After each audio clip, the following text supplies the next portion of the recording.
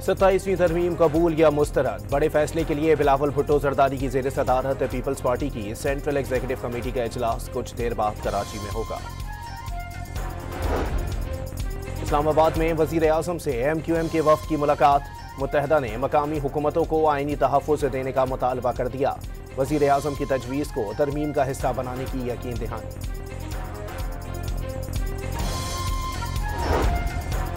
Chairman PTI का 27वीं आईनी तरमीम की मुखालफत का ऐलान। रात के अंधेरे में कोई दस्तावेज लीक हो जाती है और फिर कहते हैं कि यही हमारी तरमीम है।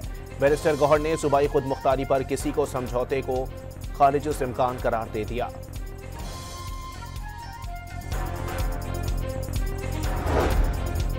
फील्ड मार्शल आसिम मुनीर से बरतानवी चीफ ऑफ जनरल स्टाफ की मुलाकात। दिफाई ताउन के फरोग, इलाकाई सलामती और बाहमी दिलचस्पी के उमूर पर तबादला ख्याल। बरतानवी जनरल का दहशतगर्दी के खिलाफ पाक फौज की कामयाबियों और कुर्बानियों का एतराफ।